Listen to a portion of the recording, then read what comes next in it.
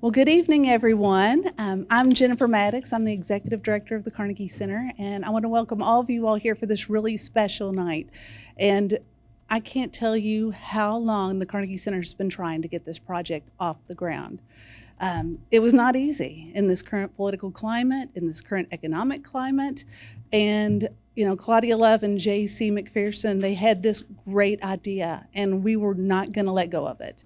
And so we knocked on doors, we looked under rocks, we looked everywhere to find the funding, and we finally found some funding. And I just cannot be happier. South Arts happened to have a new grant that came up, so we're so thankful for them. We're so thankful to Visit Lex, who helped support this project. And of course, we couldn't do any of our arts programming without the Kentucky Arts Council and Lex Arts. So tonight, this event is because they finally found the funding we needed. And what an outstanding lineup of poets. I mean, I'm seeing several of you all here, who have posters up here, and others who don't. And maybe you're writing, and one day you want to take those words and you want to put those into a poem that will be published for others to see, and I hope you will. As you can tell, I'm really excited about this project. I feel very deeply about it. And, I'm going to let Claudia Love, though, tell you much more about it. But thank you to all the poets. Thank you to all the businesses that are hosting. Thank you to our funders. And the biggest thanks to Crystal Wilkinson. You were part of the Carnegie Center family much longer than I've been here, and I've been here almost 22 years. And so you're just so special to us. This book means so much to us, and we thank you so much for letting us do this project in honor of this book, and to bring all of our poet friends to be part of this celebration. So, well, without further ado, I'm now going to bring up Claudia Love Mair, our Kentucky Black Writers Collaborative Coordinator.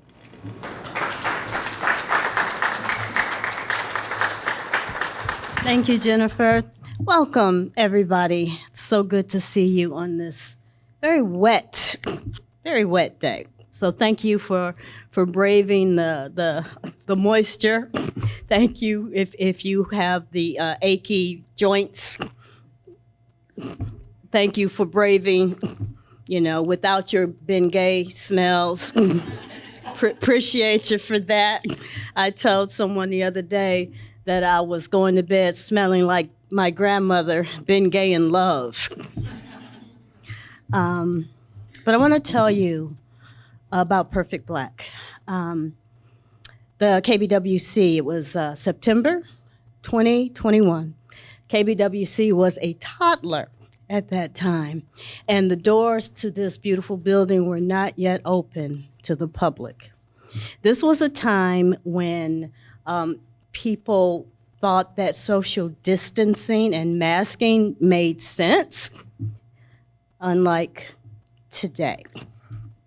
But in order to support the launch of Perfect Black and to keep both writer and reader safe, Crystal and I sat on the front porch in front of the red doors, and she signed her books. Just kind of a line of people just kind of like a drive-by signing. I guess that would be a walk-by signing, yes? Anyway, I was so moved at just the thought of Perfect Black. The words stayed with me for a really long time. And when you think about the history of Black people in America and other places in the world, there was this idea that we were far less than perfect. There were people trying to push forward a narrative, and they did so successfully for the most part, that Black people were less than human. And we know that chattel slavery and all the history of every kind of slavery that has ever existed, chattel slavery was the worst. We were told we were less than animals, and we were actually treated worse than animals. And yet, no one could take our humanity, and out of our suffering grew culture, the strongest culture in America. So Perfect Black, when we were stolen from our homeland, identity stolen, our children stolen, our families split apart, when we were denied human rights and we were denied civil rights. What could not be taken was our imagination. And we continued to create and create. In a time of tyrannical governments, they always go for the artist first. The artists are the heralds of social change. And so, right now, Black voices are they're attempting to mute, to silence Black voices. But we won't let them. One thing Kamala taught us is that we're not going back. And so, despite the opposition, as Jennifer said, we persisted to bring Black voices, to amplify Black voices in this city. We've chosen poets who are rooted in some way or another in Lexington, whether they lived, went to school. And I'm so grateful to offer this to you. I hope after the readings that you read every poem. They're all so meaningful, and they all kind of distill the beauty and the complexity of Black life. So, again, thank you for coming. Now, I want to tell you about my friend, Crystal. Crystal Wilkinson, a recent recipient of a Writing Freedom Fellowship, is the award-winning, and so much more. She's the award-winning author of Praise Song for the Kitchen Ghost, a national best-selling culinary memoir. Perfect Black, as you can see, a collection of poems and 3 works of fiction, The Birds of Opulence, Water Street, and Blackberries, Blackberries. She is a recipient of an NAACP Image Award for Outstanding Poetry, an O. Henry Prize, an Academy of American Poets Fellowship, a USA Artist Fellowship, and an Ernest Gaines Prize for Literary Excellence. She has received recognition from the Yaddo Foundation, Hedgebrook, the Vermont Studio Center for the Arts, the Hermitage Foundation, and others. Her short stories, poems, and essays have appeared in numerous journals and anthologies, including the most recent in The Atlantic, the Kenyon Review, Story, Agni, Literary Journal, Emergence, Oxford American, and Southern Cultures. She was the Poet Laureate of Kentucky from 2021 to 2023. She currently teaches creative writing at the University of Kentucky, where she is a Bush Holbrook Endowed Professor and the Director of the Division of Creative Writing, and more. Her memoir, Heartsick, is forthcoming from Crown. Before I bring my lovely friend to the mic, I do need to say that the QR codes are being changed. So you cannot use these QR codes, but we will update them on our socials in a few days. And it will have all of the places where the poems will be, including here at the Carnegie Center, at LexArts, where the big old banners are going to be, and Lexington Senior Center, DV8 Cafe, and so many more that you'll see when the QR codes are right. Thank you so much. Crystal, come and tell us about Perfect Black.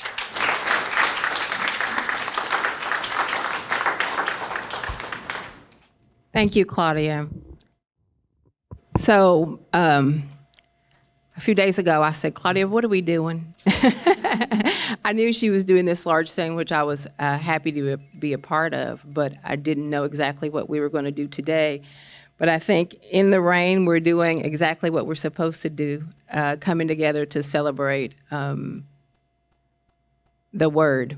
And as Claudia was talking about, when Perfect Black came out, and we couldn't have a traditional launch. But what I can say is during that time, we did not know that we would be where we are today with our voices being silenced, our art, these attempts that our art be silenced, that our voices would be silenced. When I wrote Perfect Black, even though it's a collection of poetry, is also a memoir. It sort of traces my life growing up in Indian Creek, Kentucky, down in Casey County, as a little black girl in a mostly white rural area. Every black person that I knew until I went to college was a relative of mine. I didn't know any other black people. And so the words perfect and black kind of never went together in my upbringing. I was also a little fat little girl. So there was a lot of ways in which perfect and black would have not been two words that would have been put together during my life as a child. But part of what I'm doing in this book is the maturation. Like, yes, I'm talking about myself, but I'm also claiming the word perfect along with the word black. And I think that that's what we have to continue to do. We have to continue to let our voices be heard, and how else can we do that but through art and through poetry? Of course, there's lots of other ways, and each of us has our own, I guess, our own way of fighting back. I feel like I am at the age where I've done most of them. I have done the marching. I can't say that I have been water hosed. Don't bring that to me. I'm too old to be doing that. But I have always been someone that used my writing. I was a very shy child too. So as far as like being vocal, that wasn't the way that I fought back. One of my first ways of fighting back against racism was, I think I was 11 years old. And I wrote a letter to the editor for my newspaper about being black and living in that community and being called names every day. Me and my two cousins were the only black kids in the school system, and I think from Head Start through high school, I was called the N-word at least once a day. So if you can imagine what that does to someone's psychological state over those years. And so being able to write and put words out there, and being an educator and trying to help other people put their words on the page is part of what this is about. So how did this come to be? It came to be because Claudia Love, when Claudia texts or calls or emails, even when I'm not sure what she's doing, I say yes. Every single time, if I can. The only times I say no is when I'm out of town. So Claudia said, we're doing this thing. Me and Jude have been talking about this thing that we're doing. And she gave me the spiel, and I had no idea still what she was talking about. And I just said, okay, all right. But walking in here today, and then my first image when I walked in was to see Frank and the words perfect black above his poem, and then to go to the other side and see perfect black. And not just the title of my book, like it is the title of my book, to think about somewhere in Lexington, somebody is saying they're doing something at the, who knows, who might be on the steps now, but somebody somewhere is saying, you know what they're doing over there at the Carnegie Center? They're doing some DEI shit over there. They got something called Perfect Black going on. And they are doing some DEI shit, and we should probably go see what they're doing.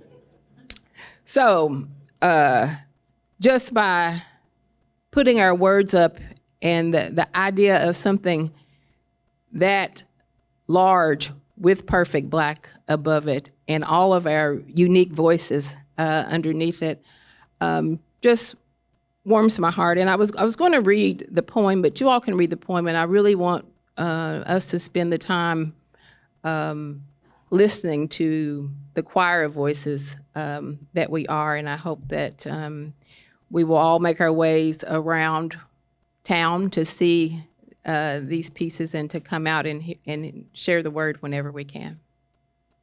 Thank you all.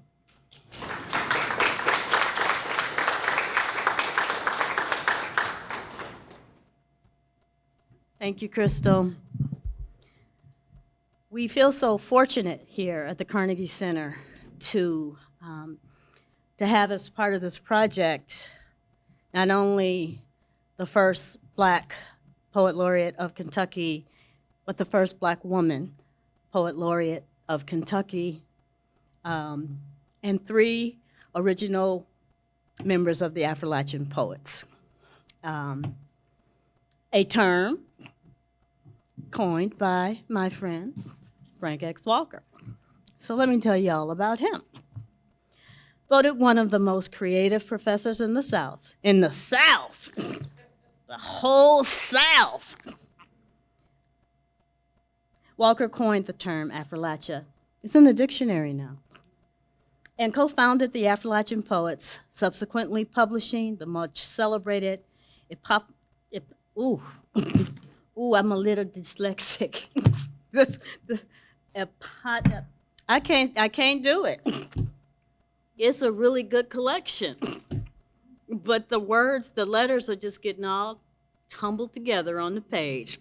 Y'all pray my strength in the Lord. Isn't that what they say in the church? His honors include a 2004, is it Lennon? Lord, I'm raggedy. Thank you. Okay, he right there. Anyway, let me, I don't want to skip. A Lannan Literary Fellowship for Poetry, the 2008 and 2009 Denny C. Plattner Award for Outstanding Poetry in Appalachian Heritage, the 2013 West Virginia Humanities Council Appalachian Heritage Award. I'm getting a little better, y'all notice? All right. As well as fellowships and residencies with the Cave Canem. I learned that at AWP. The National Endowment of Humanities and the Kentucky Arts Council. In 2020, Walker received the Donald Justice Award for Poetry from the Fellowship of Southern Writers, the recipient of honorary doctorates from the University of Kentucky, Transylvania University, Spalding University, and Centre College. Walker is the founding editor of Pluck, the Journal of Appalachian Arts and Culture, and serves as professor of English and African American and Africana Studies at the University of Kentucky. He is the author of Masked Man, Black Pandemic and Protest Poems, and his most recent collection is Load in 9 Times, winner of the PEN Faulkner Award. That's probably not the latest one, is it?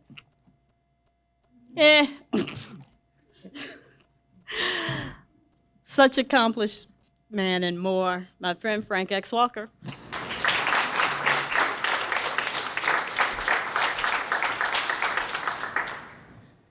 Whew. Yeah, in the introduction, longer than 20 seconds just makes me feel old. So please just get to the end. I just want to look at y'all first. My first impulse was to dig into my bag and bring the most radical, fire-breathing poems I had, unleash them on Lexington today. But it turns out the most radical, fire-breathing poems I have are love poems. And I think one of the most important quotes that Dr. King said that, of all the things he said was that the only thing that can conquer hate is love. So I'm going to read some love poems. I think 5 or 6 really short poems, and then get out of your hair. This first one is called Garden of Eden, Eaten. This is for Shauna. If you ever walk through or ride down Goodloe Street, one of those houses in the artist village has a pretty impressive garden with a sign on it that says Shauna's Garden, right? And we laugh because I think we fed more groundhogs, rabbits, and squirrels than people in our house. But Garden of Eden for Shauna. She planted blackberries and got snakes, carrots, collards, and pumpkin, and got grasshoppers and groundhogs. The sweat hanging to track colorful songbirds was raided by squirrels and grackles who jacked our young apples and sunflower seeds. She wanted an Eden full of flowers and bees, but got a thuggish menagerie, a harvest of insatiable squatters, always hungrier and less satisfied than me. We get a little bit of apples once a year. All right. In the back of the room, always our constant companion is an 8-year-old, looks like a reverse dandelion. Instead of the white plume, you get a nice black afro plume everywhere he goes. So he's the subject of and he's pretending not to listen, of these next 3 or 4 poems. Mother hearing. She separates the soft thud of boy feet on the stairwell from the space between my hurried breaths. She can measure the glee in both our throats, though 2 floors apart. A full second before the door swings open, I hear her hand and now tense thigh say, "Wait." Her smile greets his with matching innocence, while I search for mine beneath the blanket like the half-naked thief that I am.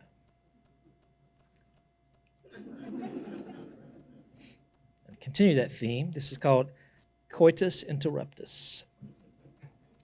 I hear all my Latin scholars out there. Whomever said he was growing like a weed, not a sapling, must have meant ginseng, golden seal, or Virginia creeper. They must have seen his soft burst of hair and thought another dandelion's blowball ready to populate the air with seeds. Must have once flirted all day and come to bed to a trellis of husband, a willing antidote for cold feet, followed closely by a sweet, sweet burr still clinging to her nightgown. Coitus interruptus. Pocket knife. Our boy burrows in his sleep, retracing his origins, reaching for warmth, seeking to snuggle, to re-womb. But I am the rock wall he must climb to get there. So with sharp knees and elbows, the blade of his foot and heel, he whittles away at my resolve, punishing me for my proximity to her. A steady drop of water can wear a hole in a rock. A well-placed head can too. 3-something. I don't know exactly what time it is, but the little hand is on the crook in her back, and my big hand has moved from just under the edge of her waistband to deep inside her right hip pocket. I am somewhere between falling asleep, thinking about the answer to a question, and reaching for the snooze button before our sun rises again. And I'll close with this poem that is actually the poem that is strikingly large in the middle of this building. As illegal as it is, it could not be displayed in a certain public space. Quasar. for Kumasi in the back of the room. He's easy to find, even in the dimly lit, crowded bounce house, not because he's the only chocolate delight among the swarm of unbaked pastries, but the immeasurable joy that powers his invisible rocket ship from launch pad to splashdown almost glows in the dark. That and a signature silhouette that separates him from the others, a generous starburst of hair that is as unique as his sun-kissed skin in this sea of Kentucky blue and whites. Thank you, Crystal. Ron.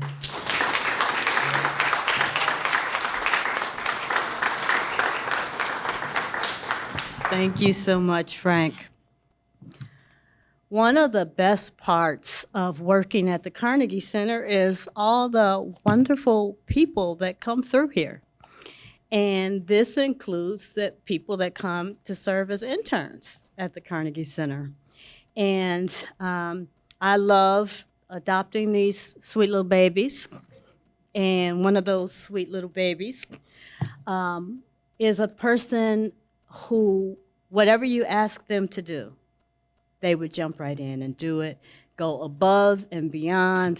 And we were also grateful for them. Then Deidra White told me that they were an extraordinary poet. And I said, what? And so I heard some of Beau's poems, and I thought, this is one powerful poet. And so let me tell you a little bit about Beau Hardin. Beau Hardin is a recent French and English graduate from the University of Kentucky. University of Kentucky, strong up in here.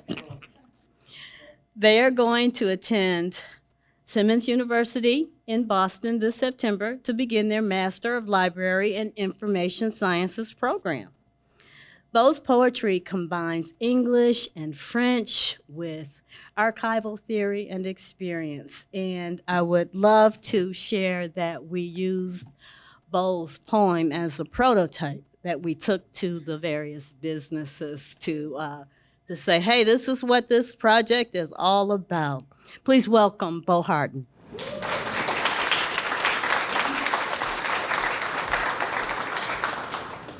Hey, y'all.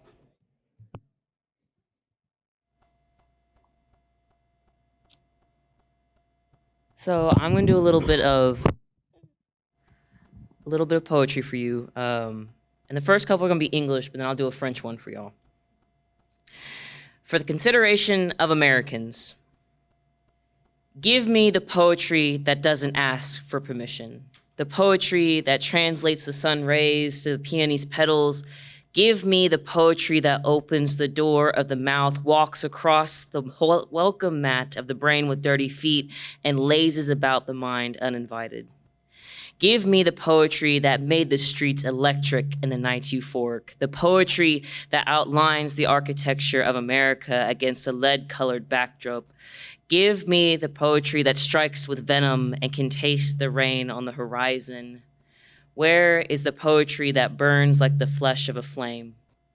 Why does this poetry now walk with the memory of when capitalism gave this land its first bug-eyed kiss, groping her at a sweaty under-the-sea-themed prom, housed in a defunded, run-down ghetto school? Why does this poetry eat the ones it loves? Why can't it speak Creole? Why can't it dance beyond the man-made walls? Why can't it see past the skin on our backs? Why can't it hear mother's song and sing back in response? Why don't the words curve and roll like the bluegrass hills it was born from? Give me this. Give me the poetry that can afford to be free. Give me the poetry that seduces the silence into being anything but. Give me the poetry that smells of cataclysm and climax. Give me the poetry that sees me staring at the sun in awe and whispers, crave your own radiance. Give me the poetry that Americans need to hear, and then after they wake, give me the poem they sing, they live in return.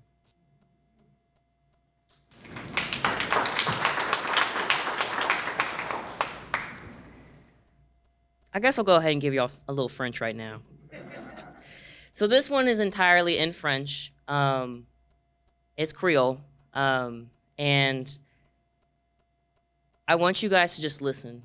You don't have to understand it. A lot of the rhythm is in the beat, and it's just music. I just wrote y'all a little song, okay? So, Tam Tam. Tam Tam a battu avec moi et t'as vu le bleu sur le coude. Tam Tam s'acclenche avec moi et blanchissez, vous-même ne flanche pas. Tam Tam danse le dabka avec moi, réjouis-toi en islam avec moi. Tam Tam s'attente avec moi, nous mourrons noirs au moins courir au paradis. Chante Tam Tam avec nous, laisse-toi t'amuser ici, faut rire par-ci. Parlez au tam-tam, laisse-moi suer couler sur ta tête, mon passé a pavé ton futur. Restez en tam-tam, je le sens manger, ma chair et dites miam miam plus. Et plumez nos boucles en moire, tam-tam va la tombeur de nos veines, et les tam-tam continuera tous les jours prochains. Tam-tam danse avec le diable, avec nos berbères, jusqu'à ce que le dernier se livrerait. Éclaire-moi comme une séchée, je vais te conseiller avant de partir vite. Ça ressortira la tienne comme t'as l'émétie la mienne.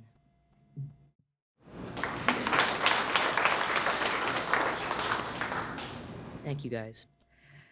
I just got two more for y'all. If America could talk, lest we forget that names that come before mine.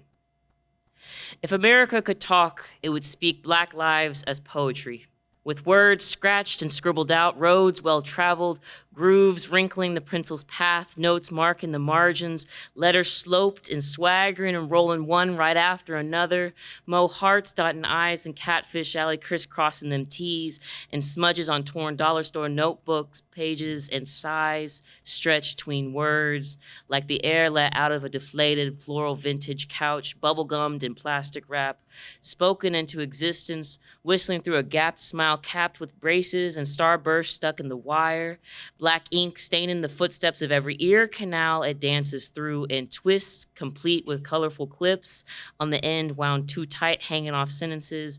Maybe one starts with a do-rag and ends with some scuffed J's or signed off with a short-lived name. But it sure don't end when the sentence is stopped with a gunpoint-shaped period frame. Okay, my last one. For all true poetry is fleeting beauty. Quote, no one has ever written or painted, sculpted, modeled, built, invented, except to get out of hell. Artaud referring to Van Gogh. For all true poetry is cruel. It's not some sparrow, says Artaud somewhere. Quoted by Breitenbach. If America could see us, would she? Would that she hear us and see a sparrow and write, paint, sculpt us as nirvana free.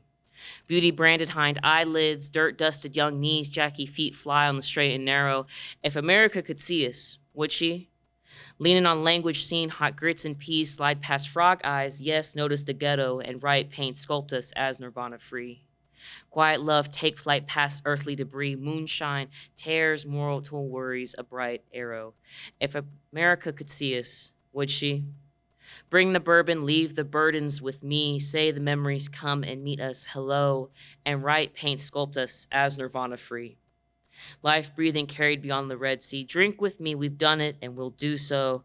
If America could see us, would she? And write, paint, sculpt us as nirvana free. Thank y'all.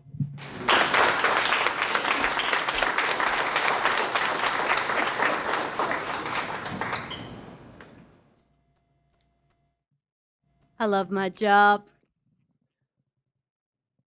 I love that black man I'm about to marry. And I love Shauna Morgan. We do have spontaneous dance parties that will one day happen. But I was so sad that I couldn't live next door to her, and so we could garden together. And I am sure that I can say without a doubt that rabbits and groundhogs and squirrels have to eat too.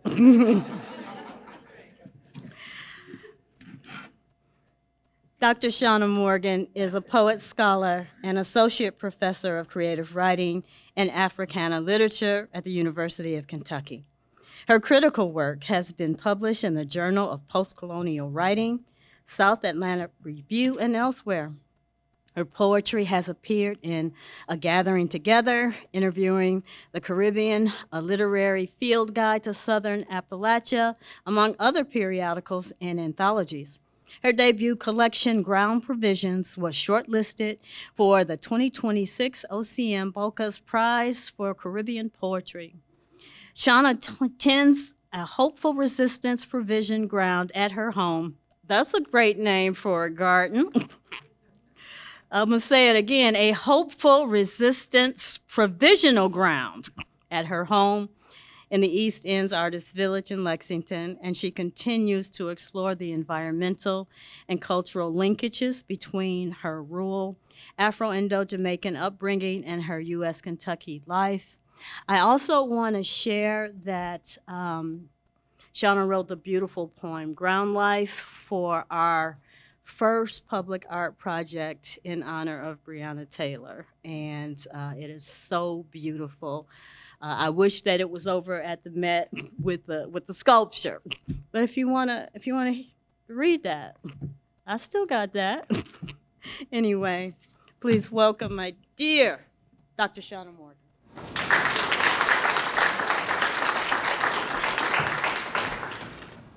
Good evening, everyone. I'm going to set myself a little timer here. All right. I am so pleased to be here with you. I'm so grateful. I'm so grateful to you. Can we just also have a round of applause for this gorgeous ensemble here, always?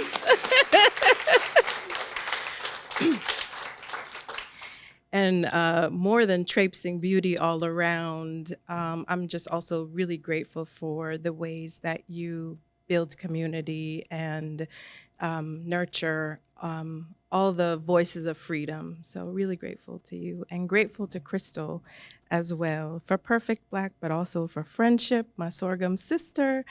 When that book came out, I think maybe it was the year after I interviewed Crystal. Well, I don't know if I can call it an interview because I was so nervous. But we had a conversation here, and I'm just grateful to you for all the ways that you love us, me, and our people. All right. And excited to read with this wonderful group of people here. I am reading from Ground Provisions. And the term ground provisions comes from, it's a Caribbean term that refers to staple starchy foods, but the provision ground refers to that plot of land that enslaved people used to,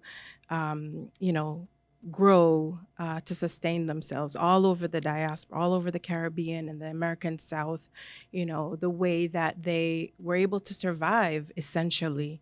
And so in many ways, this book and everything having to do with my gardening is about thinking about how we subsist, how we survive, how we thrive, how we sustain ourselves in times of abject horror. And I will say that we are in a time of abject horror. So I'll read a few poems from here. Ground Provisions. At a corner, some obtuse angle rendering earth to land to property, we work a plot of reckoning, sowing for sustenance instead of sale. The yam, ancestral return, yellow flesh sticky with survival, roasts on the wood fire. Crackling brown to black skin, a dry aliment, spirit food for mouth and mind. When time finiam, we close our eyes, gather the scent scorched and savory, the textures of freedom and love, grandmother root food. The children sit around a hill of gungo peas, sing to lead the shelling and sorting. Mama ambles over, eyes gray with a bondage of memory, her pipe all puff and defiance. She teases them away to the river for janga, a diver emerges with 2 baskets full, prawn antenna seeking their place. His nakedness tickles out the children's giggles. Between smoke and water, the old woman says, a god flesh ambakra klat. A divine silence falls, leaving only the hush of stream and breeze as they return in line to the parcel of rock and clay. An iron pot has joined the ground provisions. Inside, a swirl of leaf and pepper awaits the impatient river shrimp. Baba sees a need, a Nancy-like and rooted shallow.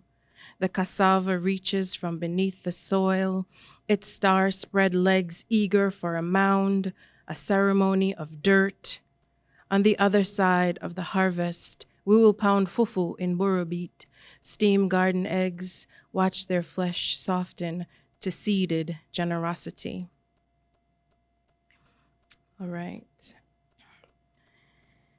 This poem is a triptych of poems called the Valley Poems, and I'm just going to read one. This valley, strange things.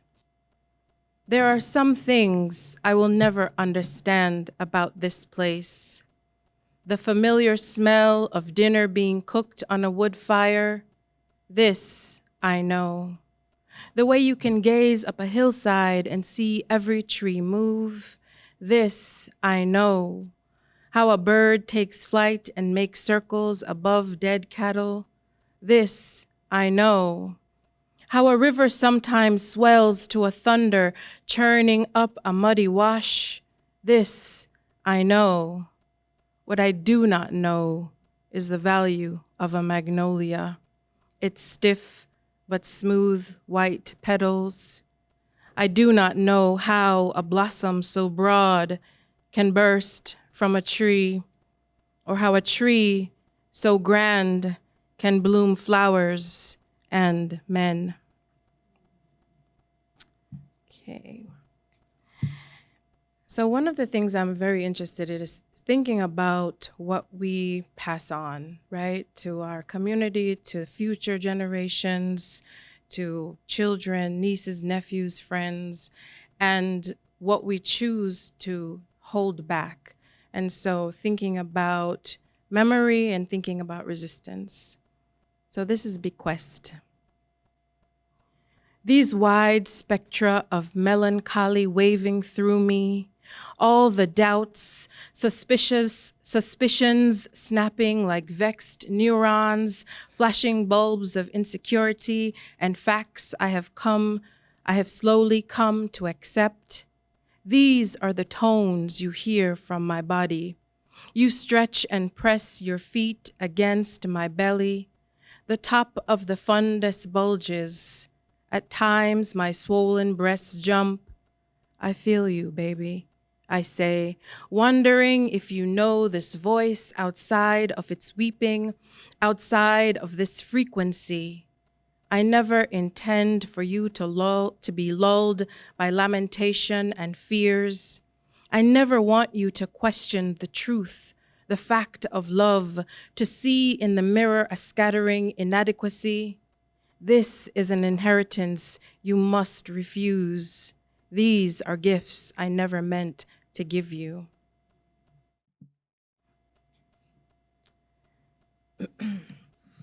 So I'm going to read Ground Life, a lamentation for Breonna Taylor. I remember when you invited me to participate in that project, and I thought there's no way I could do this. The emotion is too heavy, that this is too large a weight, too big of a thing to do. Fortunately, I was in a wonderful circle of women writing what is. LaTanya Jones is here. And I was able to write this lamentation. And I didn't want to lean into the facts and the brutality and the pain, but really into thinking about the lessons, the moving forward, the way that we sustain ourselves. Ground Life, a lamentation for Breonna Taylor. And there's an epigraph. In this here place, we flesh, flesh that weeps and laughs, flesh that dances on bare feet in grass. Love it hard. Yonder, they do not love your flesh. And that's Baby Suggs from Toni Morrison's Beloved. 1, essential. Working hands, brown, reach for our wrists, quiet, pulsing, essential, hush, the sound of flesh, a music, corporeal, the body singing, life, a harmonizing of blood, a trembling. Let us make a place, a provision ground to grow what we can imagine, our bodies in rhyme, the thud of hoe and axe, searching the earth for a place to seed ourselves, root a heart. Breezy, Brianna, deeply loved flesh, a heart, a prize, hands and smile, a mouth for our weeping, for our laughing, ground life shuddering on every street. Let us make a place. 2, all the names we call you, Brianna, all the names you are, we call you. The sorrow songs forever syncopating, our pain breaking free, forcing us to improvise a world without you. We take only our hands to the provision ground, our toiling a backbeat. We clap and shout, we clap and wail, we clap and dig, we clap and harvest, pulling up the sustenance in your name. Your mama offers her hands and voice, tells us you are everybody's sister, everybody's daughter, a healer, loving our people well, life grounding, touching freedom's floor. Wangalo wale kilema vini wemanko wale. 3, the offspring of loss has made a home in our bodies. Our fists clutch, veins push forth, inside a plangent song, quaking to the ground beneath us, holding every memory of our brie. We have augured a place deeper inside, spirit watering the seeds of memory and peace, the roots of fight and freedom. Go there, love it hard. Brianna o wale kilema vini wemonko wale. That song is a Haitian folk song that is about, it's literally asking someone, when will you return? But it is really a sort of beckoning to the ancestors for guidance. Okay, I'll just read one more poem, and this is the poem here, Ode to Mountain Mint, which is a poem for Jim Embry that I wrote on the occasion of his 75th birthday. And if you don't know Jim Embry, when you think of freedom, food justice, Black survival and thriving, that's someone who comes to mind. And we together planted a mountain mint for bell hooks, and the mountain mint that's in my yard is from his yard. So, come honeybee, come blue-winged wasp, come soldier beetle, comrades, gather near the broad leaves, sweet cross-sections of a fertile life, axles towards freedom's heights.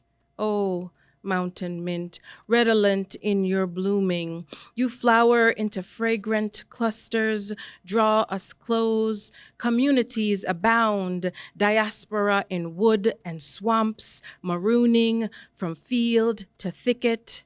The ancestors call you by sacred names, Pycnanthemum. Spirit tongues singing along an Appalachian footpath, chanting in windy whispers, invoking ancient memories, a strong nectar flow, gift of sustenance for gray hair streak, monarch and spring azure. Soil to sessile, you are seed and leaf, from black of beautiful night to breath of each day. Thank you.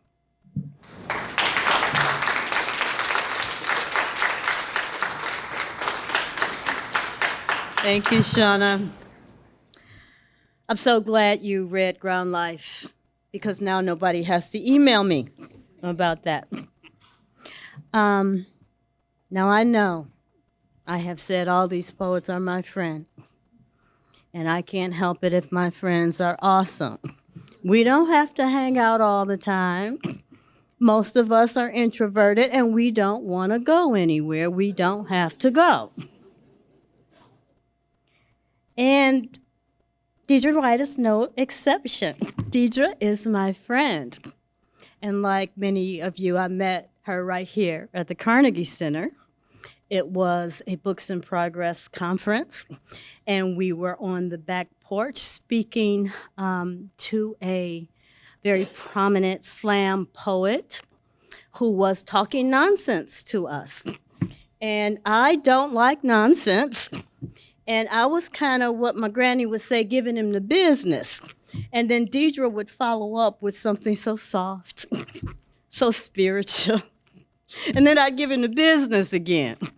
And she told me later that he apologized to her. Anyway, Deidra White is a Lexington native and a 2024 UK MFA graduate. She's an aspiring Appalachian poet. Did you hear that? Aspiring Appalachian poet. Just in case anybody in here is, in charge of that. And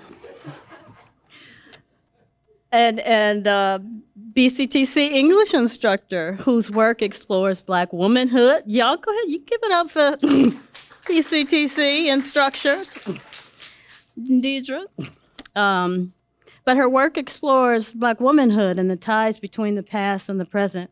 She's a multi-award winning writer, earning the 2022 Farquhar Award for Poetry, the 2023 MFA Nonfiction Award for Duck, the 2024 Broadside Poetry Contest for When They Came, and others.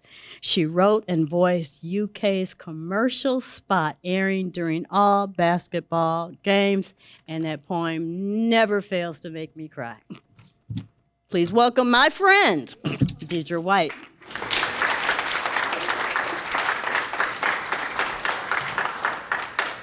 I told somebody not too long ago that when Claudia calls, I don't say no. And I'm like, you're such a sucker. But then I heard Crystal say it, and I'm like, in y'all's face. I'm in good company. So many people in this room, man, like a student, colleagues, friends, teachers, inspirations, mentors, so many people. It was a summer after graduation. Claudia kept my pockets full, kept some food in my refrigerator, and I'm so grateful for you. The first time I got to read for Crystal Wilkinson, who is perfect Black, I was a nervous wreck. LaTanya Jones said, Crystal's coming to our writing program, and y'all gonna get to read for her. And normally I could just like in a second, just write some stuff. And I had traveled to Atlanta that weekend and I was attending over Zoom or whatever. And I could not get anything out. And I called my sister and I was like, Crystal is coming tomorrow. I've been trying to write this piece for weeks and I can't get nothing out. I'm freaking out. And she's like, girl, get some liquor. You at Uncle You at Uncle Jerry's house, you know it's a bar in there. Ain't that what y'all writers do? Don't y'all drink? And I was like, oh yeah. So I had a drink. It didn't help anything. And then I said, okay, I'm gonna meditate. I gotta clear my mind. I have too many thoughts. I'm just too nervous. I gotta calm myself down. So I sat on my Uncle Jerry's bed and just got really quiet in the dark and meditated. And when I came back, there was this piece that just kind of poured out. I still, to this day, have never edited it. I've never touched it. And Crystal's exact words, because I remembered them because I told everybody, was she let us in a wheelbarrow. She put us in a wheelbarrow and refused to let us out. And I've never moved one word or comma of this piece. And this is called Ode to Mabel Jones. It's about a Black woman who is trying to cross the road after sundown in a sundown town. Mabel Jones started cross clearing road at 7:17 p.m. on a Tuesday evening. She'd been knuckle burning a washboard and a leaky pail all morning and fixing hymns for the Henry children, who likes to spit in her hair when she bends down to check the line of her work. The men's get paid on Friday. They drinks and throw cards till they women drags them into the Lord's house on Sunday. They's broke, hungover, and angry going into Monday. But somehow or another, Tuesday seems farther from Friday than Monday do. So Tuesday's the worst day to be going cross clearing road at 7:17 p.m. sundown. Mabel knowed it. I knowed it too. I reckon she worked that late because she needed the extra 15 cents, you see. She given extra on Sunday to the preacher man who told her it was the right thing to do. After he gyrated and sweat for what seemed like hours, I wouldn't know because I was too busy wondering how much them sturdy-soled shoes he had on cost. And I reckon it wasn't the right thing to do. Because Mabel Jones started across clearing road at sundown, but she ain't never make it across.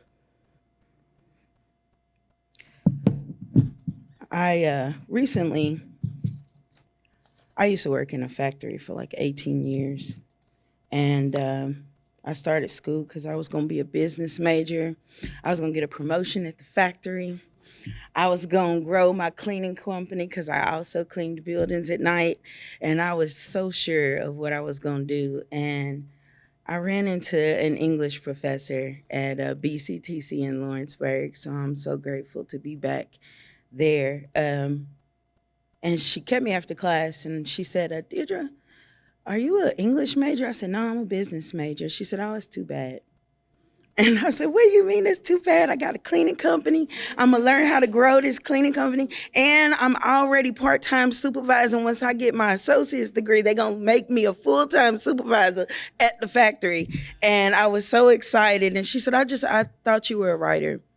And I laughed at her. And then when I walked out of her classroom, this Rolodex of memories came, and I reached out to her when I got in the MFA because I didn't think I could do it.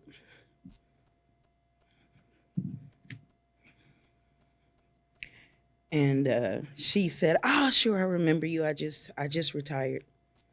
She said, I was on the phone last night talking to my friend, and I told her I didn't know after 26 years of teaching if I made a difference in anybody's life, because I had switched to be an English major. And I said, well, you made a difference in mine. And we stayed close. And the last time I saw her was in December, and she just passed here recently. And I read this piece, so I'm going to read it in honor of her. This is for Tammy Ramsey. It's titled To All the Boys I Loved Before. And before any of you that have seen the movies, it's not about that.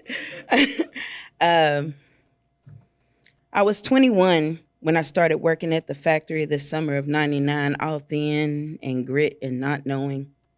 Shoved into a department with a racist who packed me into an impossible position, a position where most are sure to fail, just me and the boys, who had found themselves here after crossing an imaginary line drawn by other racists, putting them into an impossible situation. The boys, my boys, taught me how to survive in a place that does not want you but needs you. On Fridays, the entire plant left at midnight, but racists made us stay until 4 a.m. to do the work nobody else would. Together we climbed under unstable machinery blanketed in metal shards and soot. Juan, from somewhere in Mexico, had the walk and wisdom of a bullfighter. His grin and glare held secrets I wondered about but never asked. Sometimes people's secrets are what hold them together. I'd find him outside, not smoking, by the smoking shack, staring at starshine, one hand in his jean pocket, shoulder leaning on the shack, pondering the possibility of better. Juan, we gotta get started, man. Break's over, I'd say softly. Let Walter do it.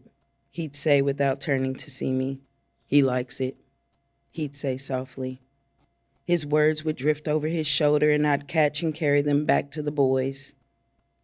Nobody really knew what Walter liked. He smiled whenever you asked him to do anything. Walter was not haunted by the thousands of miles he hiked or the distance hanging between him here and hearts he left behind.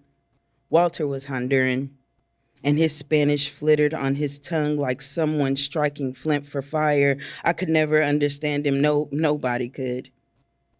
I never thought about how lonely Walter must have been. He was more other than the rest of us. The only English he knew was, yeah, baby. He'd wriggle and squirm out from under the weight of an American machine too unstable for any human to be beneath, shake the soot and metal shards from his hair, look at me and scream, yeah, baby. The night Walter lost his finger, there was nobody in management at work to go with him to the hospital.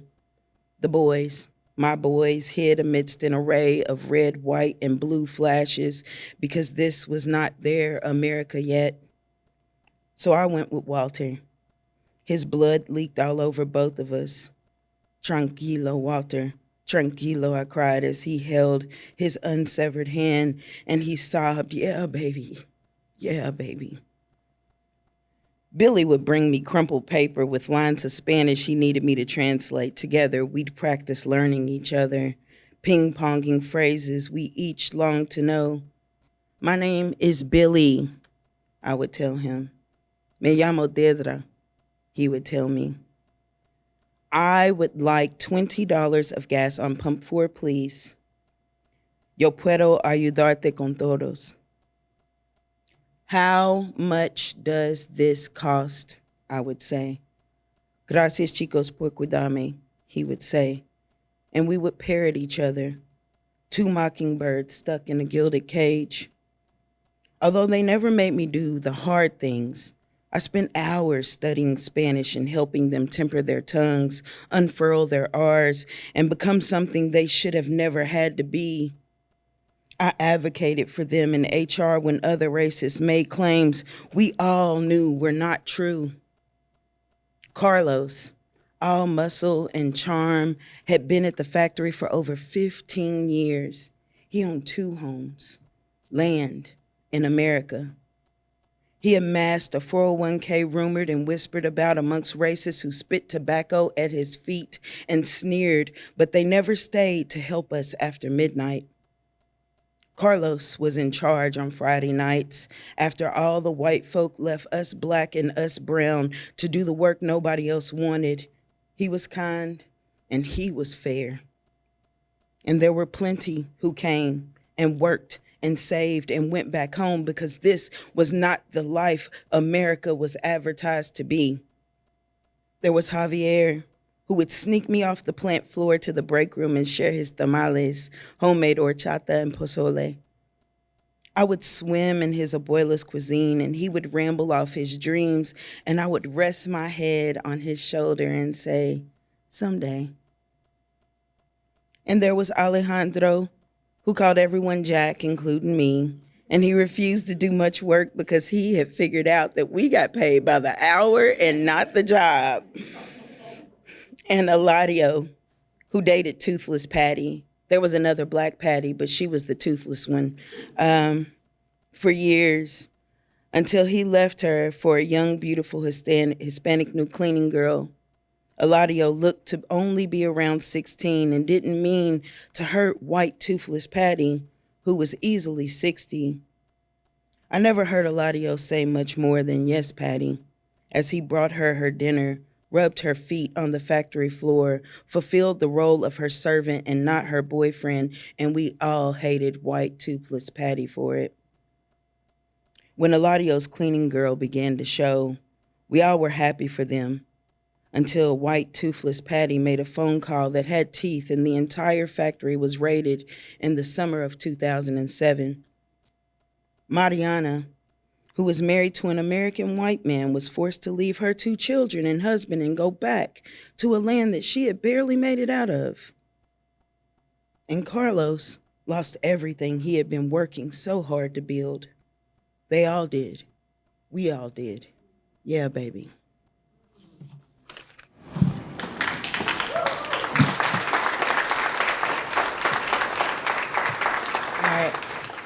usually when I'm by myself, probably cleaning or cooking or doing something at home, I think about slavery because a lot of Black people do that. We just don't tell everybody.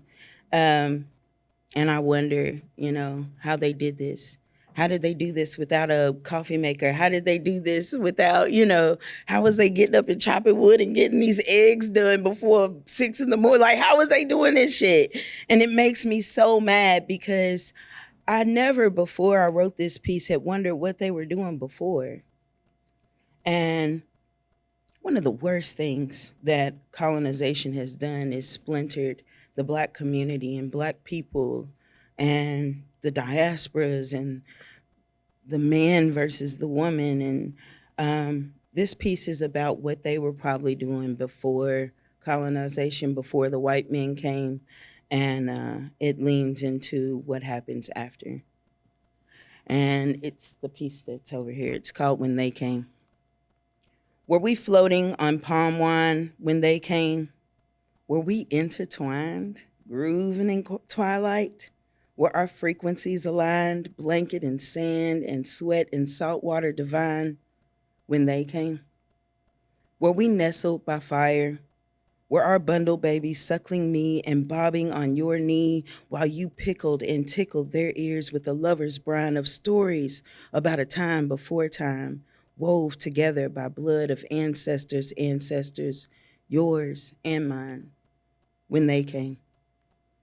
Were we harvesting free, lapping in streams, open mouth receiving the tongue of a lover or nourishment of a mother, earth and burgeoning stars more familial than when they came? Were we caught in a fight of bad omens and dreams, premonitions plucked and preened like collards, refusing to imbibe the pot liquor, shaking heads and mud-stuck ankles trapped in the disbelief of darkness come in white when they came? Were we held fast, undulating in the keel, open palms searching in that darkness for heaven's touch of one another, splayed on dried cedar that splintered us? No longer did the rhythm of your pulse drum with mine when they came. Thank you, guys.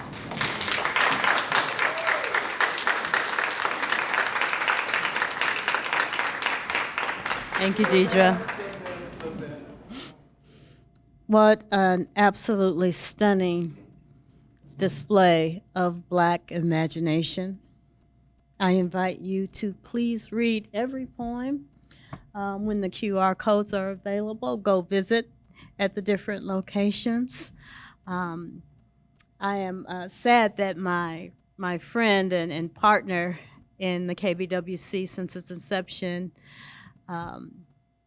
could not be here tonight, Jude McPherson, though we do have a few copies of one of his books of poetry, and his poem is right there. When we first visioned this, we just could not know how good it would be. So thank you all once again for joining us. Please continue to support the work of the Kentucky Black Writers Collaborative and all things Carnegie Center. Enjoy the refreshments, read the poems, mingle and speak to each other, and we'll see you next time.